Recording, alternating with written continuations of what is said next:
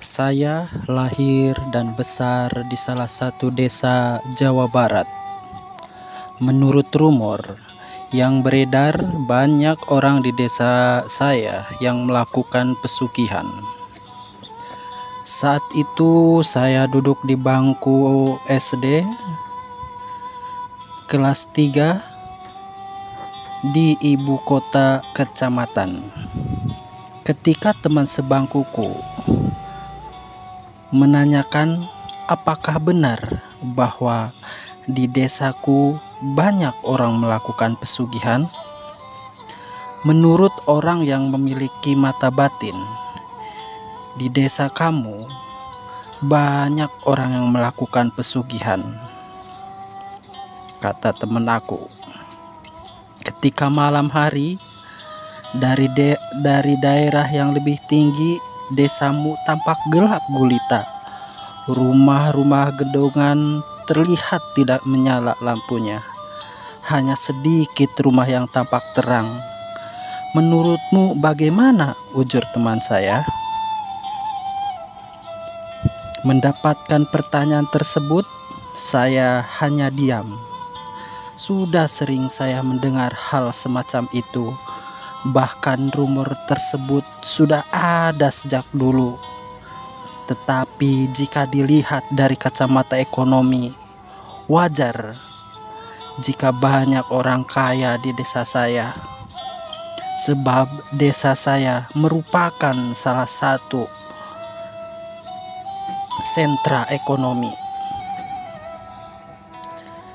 Menurut cerita kakek saya, dikenal memiliki kemampuan sebagai seorang tabib. Ia juga sering dimintai tolong untuk memindahkan hantu yang suka mengganggu. Setelah lulus sekolah SD, ibu diminta oleh kakek buyut untuk tinggal bersama dengannya, sekaligus melanjutkan ke SMP. Kakek saya yang saat itu ekonominya sedang sulit pun setuju dengan hal tersebut. Bukan berarti di rumah kakek buyut ibu bisa bersanteria.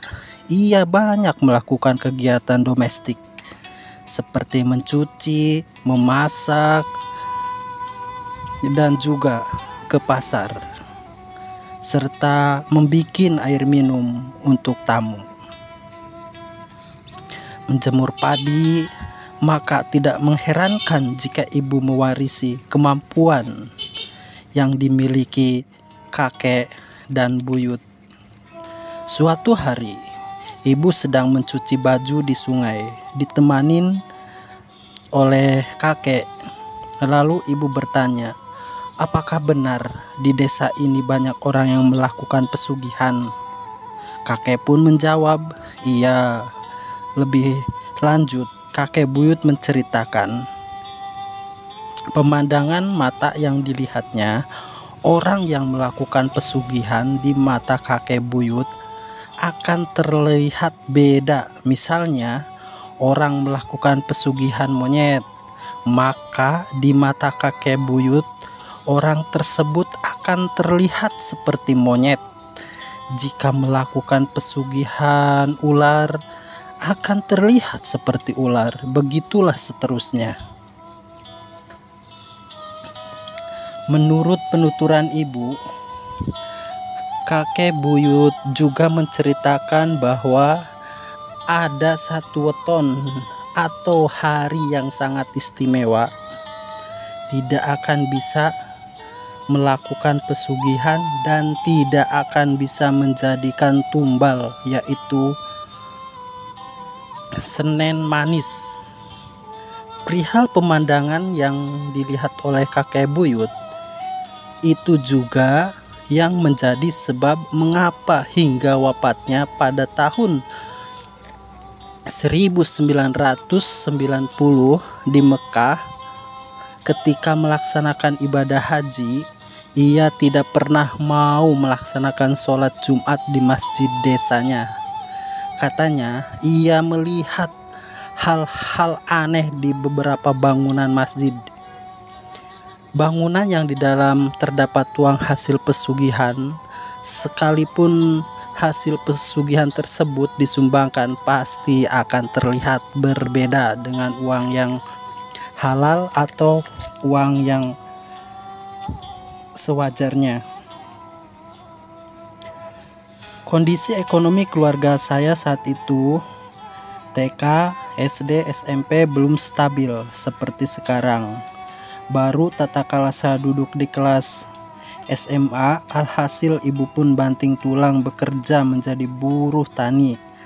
Ayah saya bekerja di Jakarta, tetapi istilahnya jarang kirim uang atau ngemprak. Beberapa tahun kemudian ayah mengakui kalau uang gajiannya itu untuk orang tuanya. Masa-masa SMA bagi saya adalah masa terberat. Seringkali ibu tidak ada beras di rumah. Alhasil, saya ikut makan di rumah adiknya atau di rumah bibi dari pihak ibu. Pernah batuk kering selama berminggu-minggu, boro-boro periksa untuk membeli obat di warung pun harus meminjam ke keluarga ayah. Yang ada malah dimarahin atau dicaci maki. Meskipun begitu, setiap kali ibu mendapatkan gajian dari menjadi buruh tani, ia selalu membeli daging ayam di pasar. Suatu hari, ketika sedang mengantri membeli, ibu menemukan uang ratusan ribu di bawah lapak pedagang ayam tersebut. Kondisi uang tersebut masih baru dan wangi. Anehnya, pembeli yang lain tidak ada yang melihatnya. Hanya ibu yang melihat uang tersebut berserakan. Ke pedagang ayam tersebut, ternyata harga ayam naik Rp2.000. Berhubung ibu hanya membawa uang pas-pasan, ibu ngutang dulu kepada pedagang tersebut dan berjanji akan melunasinya besok. Malam harinya, ibu merasakan gelisah luar biasa, tidak bisa tidur, seperti ada sesuatu yang akan terjadi. Dalam keadaan demikian, pedagang ayam tersebut datang. Tok tok tok, tok tok tok, kata ibu, ini pasti pedagang ayam. Benar saja pedagang ayam, lalu berubah menjadi sosok yang menyeramkan dan menyerang ibu. Sosok tersebut tinggi besar, hitam dan penuh dengan bulu. Untungnya ibu bisa selamat. Ia teringat doa yang diberikan oleh ustadznya ketika waktu mengaji dahulu waktu remaja. Karena dia membacakan doa-doa yang diberikan kepadanya waktu ngaji, akhirnya ibu itu terselamatkan dengan doa-doa tersebut. Kembali ke cerita. Keesok harinya ibu kembali pergi ke pasar dan melunasi utangnya kemarin sama pedagang ayam tersebut. Seperti merasa khawatir, mungkin khawatir kalau rahasianya terbongkar. Sesampainya di rumah, ibu mengatakan kepada saya, punya utang 2.000 saja bisa sampai nyawa taruhannya. Sejak saat itu, ibu tidak pernah lagi membeli ayam di tempat tersebut karena dia merasa takut akan didatengin lagi. Kembali ke cerita. Beberapa hari kemudian, kerabat pedagang ayam tersebut ada yang meninggal, dan meninggalnya itu secara tidak wajar. 10 tahun setelah kejadian tersebut, salah seorang tukang bangunan yang bekerja pada pedagang tersebut datang menemui ibu untuk berobat. Saat itu ibu sudah menjadi seorang tabib. Tukang bangunan tersebut lalu menceritakan apa yang dialaminya sama seperti apa yang pernah dialami oleh ibu dulu. Waktu itu ibu mendapatkan arisan saat itu saya masih duduk di bangku SMP. Karena sudah lama ingin membeli lemari, yang lemari bupet yang ada kacanya tersebut sahabat. Mungkin sahabat juga punya di rumah lemari bupet seperti itu. Kembali ke cerita. Karena barang-barang di rumah berantakan, maka ibu memutuskan untuk membeli lemari Gisper. Sesampainya di toko furnitur, ternyata uang ibu tidak cukup. Awalnya ibu tidak akan jadi membelinya. Tetapi pemilik toko mebel memaksanya, katanya enggak apa-apa, kekurangannya bisa diangsur. Ibu pun berjanji akan melunasinya nanti. Ketika uang tabungan milik adik di sekolah dibuka, ibu sebenarnya khawatir juga karena mendengar pengalaman dari orang-orang. Ibu pun berkata, "Jangan mendatangi saya ya Pak, pasti akan saya bayar jika tabungan di sekolah dibuka." Akan tetapi, ketika tabungan dibuka, uang tabungan milik adik saya tidak dibagikan. Wali kelas mengatakan bahwa mereka yang nominal tabungannya besar akan dibagikan minggu depan. Ibu pun pulang dengan tangan kosong dari sekolahan. Lalu ia mampir ke toko mebel dan menceritakan apa yang sebenarnya waktu tadi di sekolahan. Malam harinya ibu gelisah tidak bisa tidur. Saya dan adik saya lalu disuruh tidur satu kamar. Sepanjang malam ibu mengawasi kami. Ibu panik tak kalah melihat seperti orang yang tercekik. Dalam kepanikan tersebut, datanglah pemilik toko furnitur. Lalu langsung berubah menjadi tinggi besar dan penuh dengan bulu-bulu. Ibu pun membaca doa. Makhluk tersebut pun hilang. Napas kami pun menjadi normal. Yang tadinya hampir kehilangan napas. Keesok harinya, ibu menceritakan hal tersebut kepada adik kakak. Jadi ibunya itu punya kakak, terus kakaknya punya adik lagi seperti itu. Oleh adik nenek dipinjami uang, diminta uang segera melunasinya. Ketika melunasi uang tersebut, pemilik toko mebel menjadi salah tingkah. Dengan kata lain, dia sangat malu menerima uang tersebut. Karena dia tahu semalam didatengin, ibu ini orang pintar juga hingga dia bisa mengusir piaraannya orang mebel tersebut. Kembali ke cerita. Apa yang dialami oleh ibu juga menimpa seseorang dari desa sebelah. Sebut saja orang tersebut bernama Aisyah. Nah, Aisyah ini membeli lemari di toko mebel tersebut, tetapi uangnya kurang. Ia pun menjanjikan beberapa bulan akan melunasinya. Namun hingga jatuh tempo, Aisyah tidak kunjung juga melunasinya. Bersamaan dengan itu, kakek Aisyah, sebut saja Sanusi, baru saja bercerai. Ia bersama anaknya pun tinggal